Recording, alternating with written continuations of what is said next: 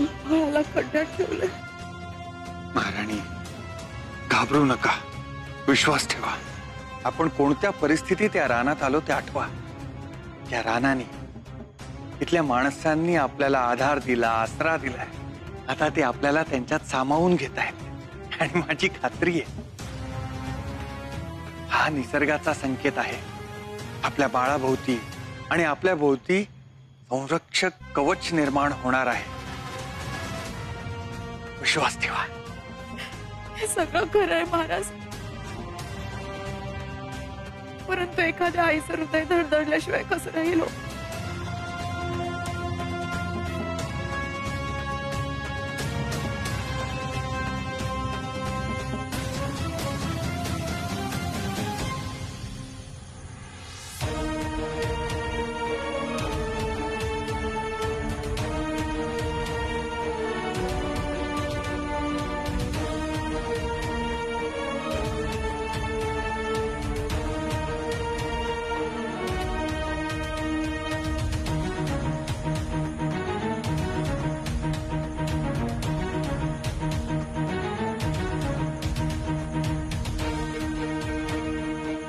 कासवे आलेत.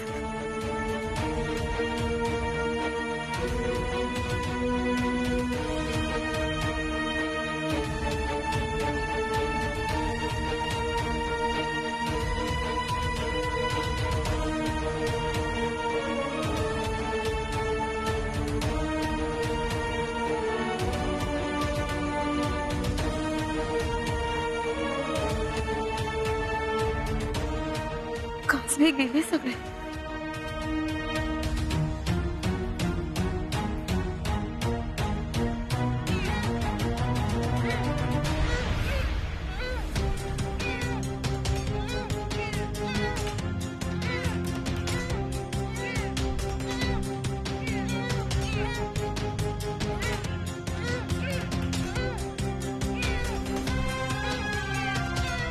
हो, हरण आली.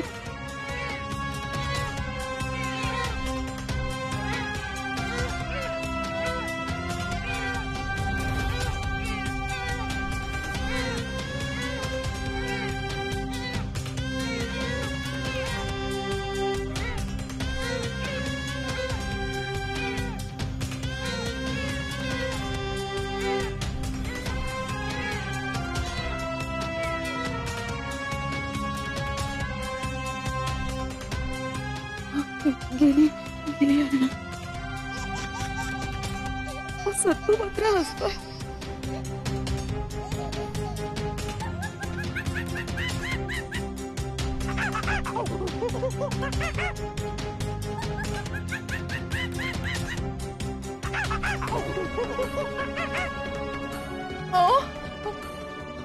माकडं आली.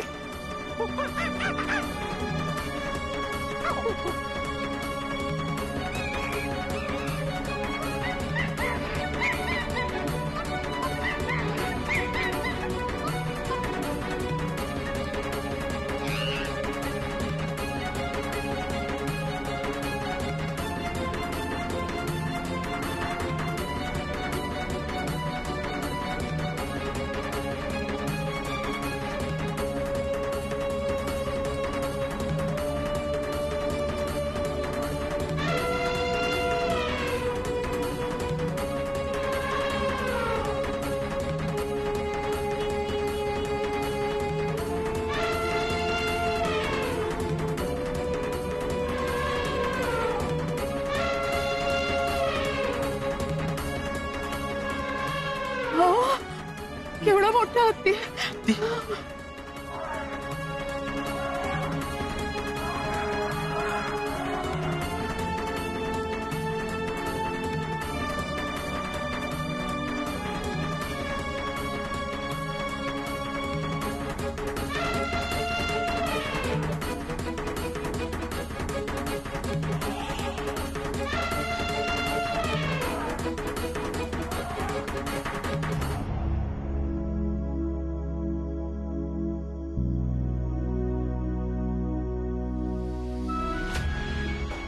हत्ती निघून चाललाय आता.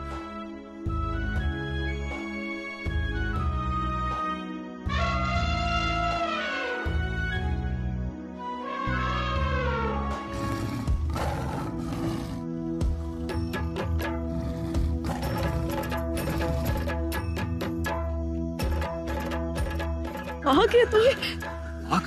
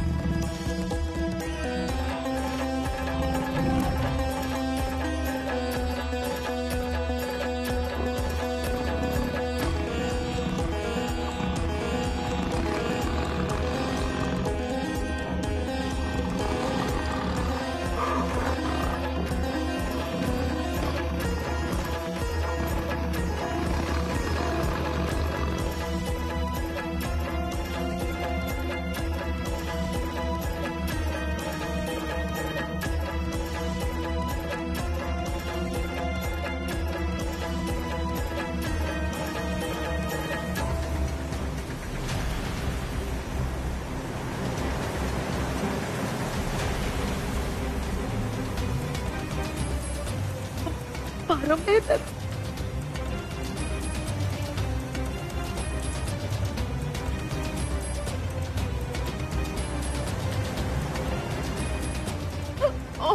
पारंब्या वर नेतात सत्तूला.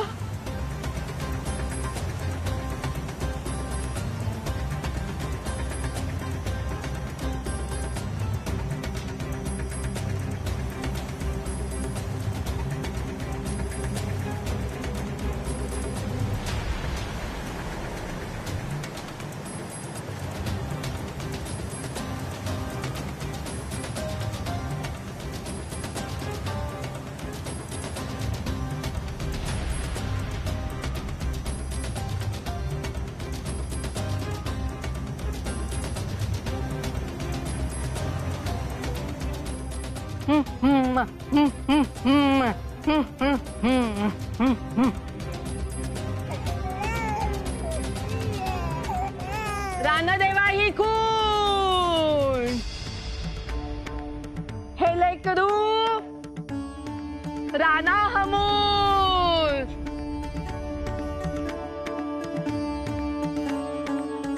चंद्र सूर्य ही झाडामाडा ही प्राणी पक्षी ही ताऱ्या वाऱ्या ही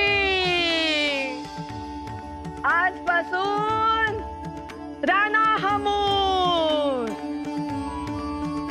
हु हु हुम्मा हु हु हुम्मा हु हु हुम्मा हु हु हुम्मा हु हु हुम्मा हु हु हुम्मा. दिवली मायो, मोठी मायो काय करीते? बोलू लागते तू आम्हासारी उन्ना उन्ना. मोठी मायो बाळाई कानासीन तेही भविष्य सांगीन. त्याही ललाटपट्टी रेखी हुम्मा हुम्मा. हो ऐकलत का? सगळं सटवाई झाली आहे इथे आपल्या सत्तूचं प्राक्तन घेण्यासाठी.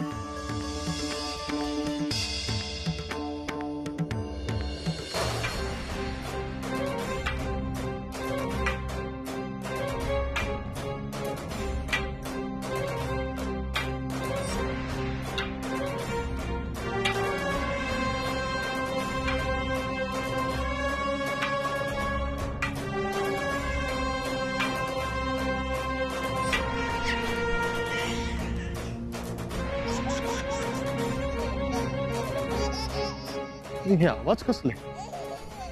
आम्हाला भास होतोय का खरोखरच हसण्याचे आवाज येत आहेत बाळाच्या दालनातून?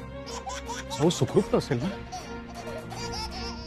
आणि खरंच बाळाचं प्राक्तन लिहिणार आहे का सटवाई? आणि काय असेल तिच्या प्राक्तनात?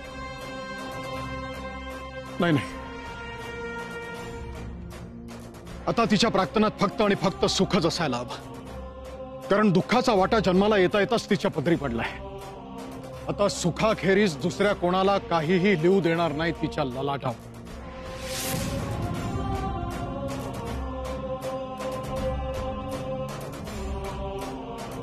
कुठे निघालात अश्वपती?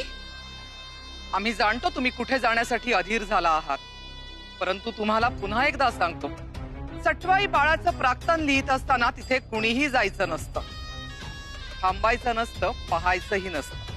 अर्थात ते दिव्य रूप पाहता येत नाहीच, परंतु पाहिलं तरी काही विचारायचं नसतं.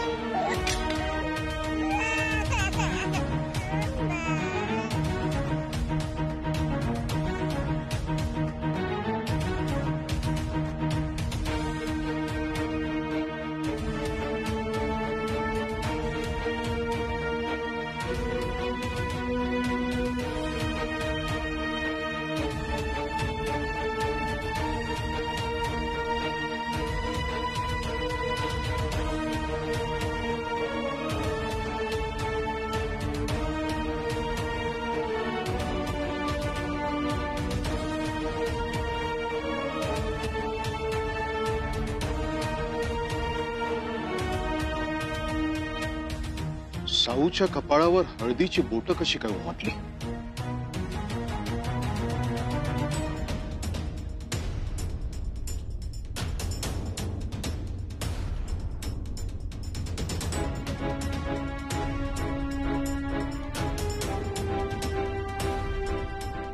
इथे तर कोणीच दिसत नाहीये, पण नक्कीच कोणतरी येऊन गेलंय इथे. साऊच्या कपाळावर हळदीची बोट म्हणजे खरोखरच ललाट लेख लिहिणारी सटवाई येऊन गेली का?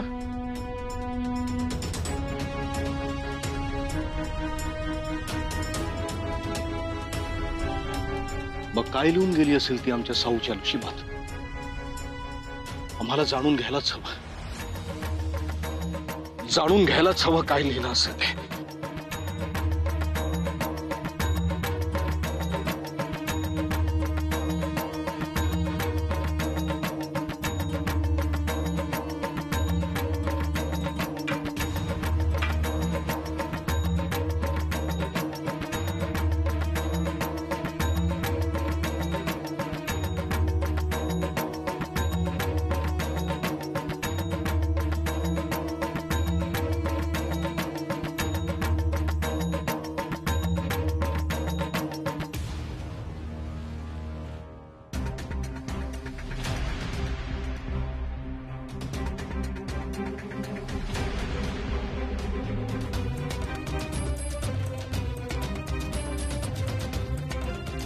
जे कोणी आहे त्याला गाठण्यासाठी इथूनच जायला हवं.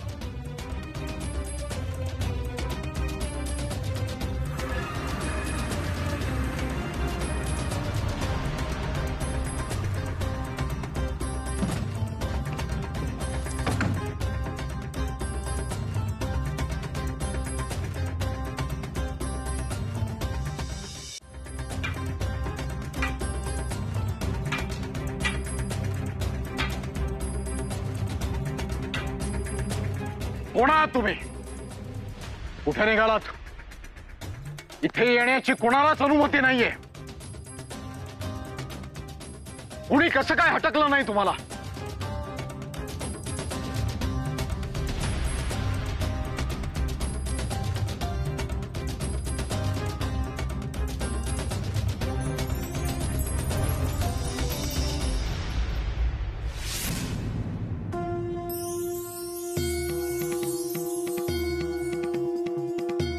कळलं का? नको व्यर्थ आटापिटा करूस.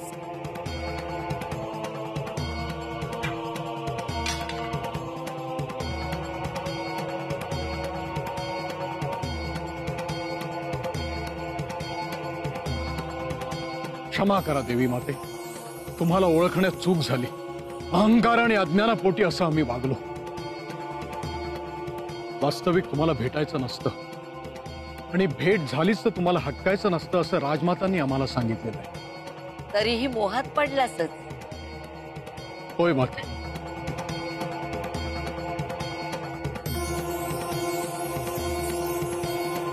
काय करू? आई विना असलेल्या ह्या कन्येच्या प्रार्थनात काय लिहिलंय हे जाणून घेण्याची उत्सुकता आहे मला. म्हणून ही चूक घडली. इतकं सगळं कळतंय ना, मग बाळाच्या कपाळावर लिहिलेलं प्राक्तन आम्ही दुसऱ्या कुणालाही सांगू शकत नाही हेही समजत असेल ना तुला? आणि झालं लिहून प्राक्तन. आता ते तू जाणलंस काय न जाणलंस काय ते काही बदलता यायचं नाही. थांब मते, न येऊ दे बदलता. पण आमच्या कन्येच्या प्रार्थनात काय लिहिलंय हे निदान कळू तरी दे. छे छे, विसरते. आम्ही असे नियम बदलत नसतो.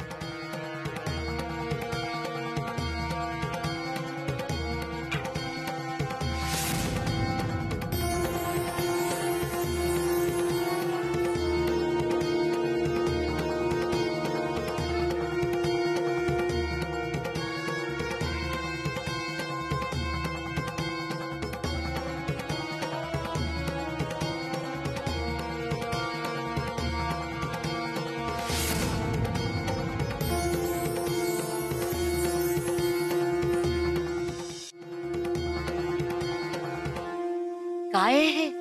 तेच तर आम्ही तुम्हाला विचारतोय माते. देवी सावित्रीच्या कृपेनं जन्माला आलेली आमची ही कन्या सामान्य नाही, खचितच. अन्यथा माते, जी तुझी बोट तलवारीतून आरपार जाऊ शकतात ती कशी काय धरू शकली? तिनं सटवाई मातेचं नव्हे, थेट प्राक्तनाचंच बोट धरलेलं आहे. कृपा कर माते आणि आम्हाला सांग, काय लिहिलंय आमच्या कन्येच्या प्राक्तनात?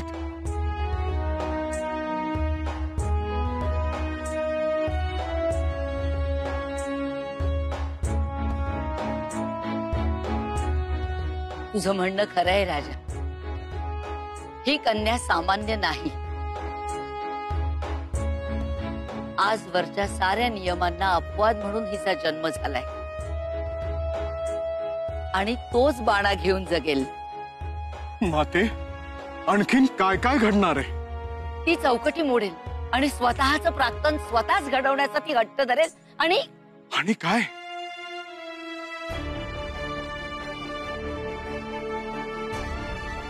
ऐकून तुला कष्ट होते, भीती वाटेल, पण तिचं प्राक्तन काही तुला बदलता येणार नाही. तरी सुद्धा सांग माते. राजा, तू जी ही कन्या हातात घेतलीस ती जगाला प्रकाश दाखवेल. जगाला उजेड देण्यासाठी तिचा जन्म झालाय. पण तुझ्या हातासाठी मात्र निखार आहे. ती खडतर मार्गावरून चालते हे तुला उघड्या डोळ्यांनी बघावं लागेल. पृथ्वीवरील तिचं अलौकिक कार्य संपवून तिने देह जरी त्यागला तरी तिच्या कीर्तीचा सूर्य हजारो वर्ष तळपत राहणार आहे. त्रेतायुगात जन्म घेतलेली ही सावित्री कलियुगाच्या अंतापर्यंत सगळ्यांच्या स्मरणात राहणार आहे. मात्र जगाला आत्मशक्तीचा प्रकाश दाखवणाऱ्याला स्वतःला ज्वाला व्हावं लागतं. हिलाही ते अटळ आहे. राजा, ह्या मुलीच्या नशिबात राजसुख नाही, मातृसुख तर नाहीच नाही.